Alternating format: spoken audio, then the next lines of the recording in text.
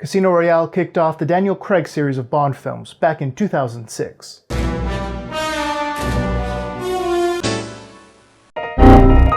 Casino Royale also started my deep loathing towards Daniel Craig.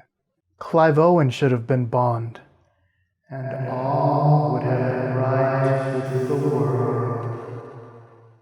I promise to give an unbiased review of these reviews. But what makes me qualified? Well, I have seen every James Bond film, except for You Only Live Twice, Diamonds Are Forever, Live and Let Die, Moonraker, The Living Daylights, License to Kill, Skyfall, and Spectre. With my credentials established, let's see what the critics have to say about Casino Royale.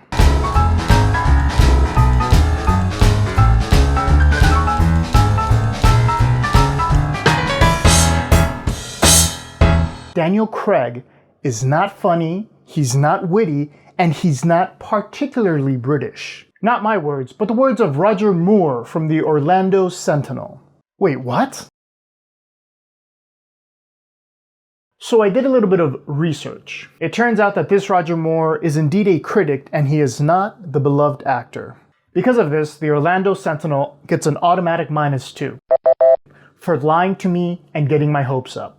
I should take more points off because Moore starts his review by comparing Daniel Craig's Bond to all the previous Bonds. Craig is a serious, blood-minded Bond for a serious age. He's not droll, witty, or even particularly British.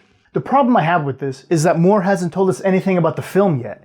He starts off by jumping into the character of Bond before giving us any setup for Casino Royale. But, I'm willing to let it slide because at the time it was a huge deal that Daniel Craig was going to be the new Bond. Back in 2006, the press was unsure if this new Bond would pay off, and audiences were divided.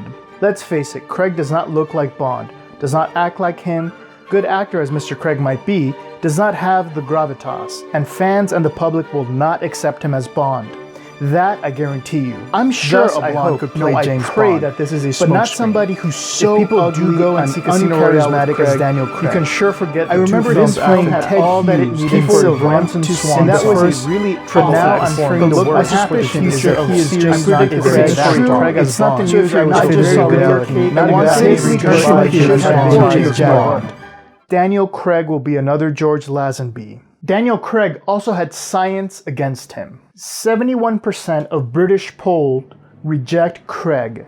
78% of AOL subscribers polled reject Craig. He received 1%. Do you hear me, Barbara? 1% of individual internet voters polled as their choice for Bond. Why can't Eon heads see what the viewing public sees? Craig is not Bond. That's right, Barbara. But the real problem was that Daniel Craig just looks weird. Why did Eon have to screw over Pierce and Owen? Exactly. So you do have to understand that back in 2006, before Casino Royale came out, Daniel Craig had the deck stacked against him. So it makes sense that the Orlando Sentinel started off with a character analysis of this new Bond. But I cannot forgive their character analysis of the villain, Le Chiffre, played expertly by Mads Mikkelsen. Le Chiffre, the Cypher, has the puffy lips and glistening sweaty skin and oiled down hair of a B-movie Nazi. And then Moore has the audacity to say, Mads Mikkelsen doesn't embody the classic Bond villain, in that he's not larger than life. That's the whole point of Le Chiffre. He's methodical, calculating, and precise. The exact opposite of James Bond at this point. Bond has recently become a 00 agent, and he is, as M states, a blunt instrument that acts without thinking. Luckily, this critic is able to redeem himself because he recognizes the amazing talent that is Eva Green. The classic Bond girl is Eva Green, an intoxicating beauty with little screen presence. Very little screen presence? How dare you, Roger Moore? The critic, not the actor. Eva Green is an amazing screen presence. It doesn't matter what film she's in, Eva Green always dominates because she has two very important assets. Her eyes. Her eyes captivate Bond and the audience from the first time we meet her on the train to the very tragic end. So you're wrong, Mr. Moore. Eva Green has tremendous screen presence. He then goes on to talk about what's probably the most important and most intense scene in the entire film. No, not that one. Moore talks about the casino scene, specifically the card game. The game is no longer the exotic card contest of the super rich, Baccarat. It's Texas Hold'em. How common. Normally, I would remove minus 10 points for such a snooty comment, but I'm gonna let this slide. Hear me out. I hate how every poker game at every casino is Texas Hold'em. Why can't we have 7-card stud, or at the very least 5-card draw? And every time I bring this up, some casino staff person comes up to me and they're like, sir, you're gonna have to put your pants back on. So where does this leave us with the Orlando Sentinel? Moore overall gives a decent breakdown of the plot without going into major spoilers. He also gives brief character analysis, which I disagree with, but they are well written. He has a -2, but I also gave him 2 passes, so I'll put this in the good pile. Our next reviewer is looking to start a riot. New Bond's stormy virility trumps Connery and Moore by Andrew Saris. I scanned the review and something jumped out to me. Can you spot it? That's right.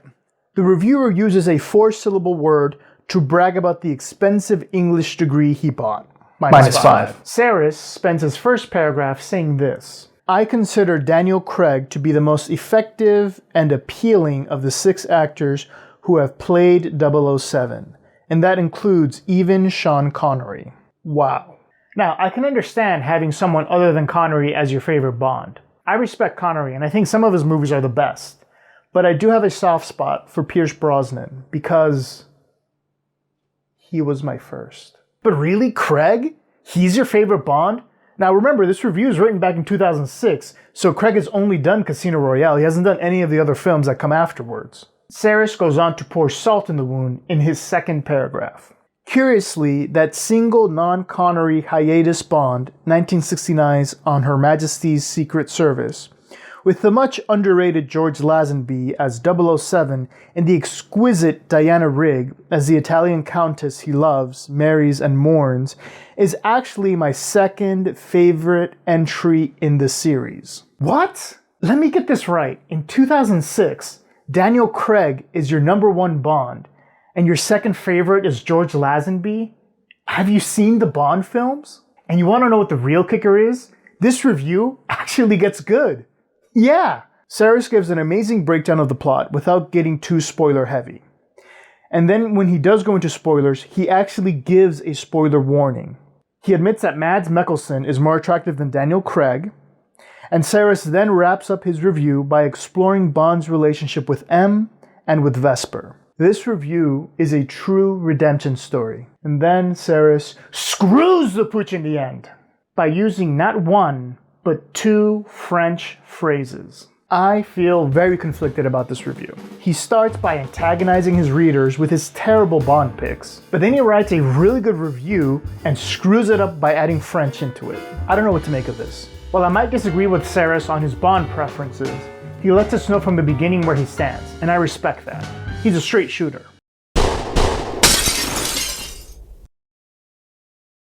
We've had 2 really good reviews.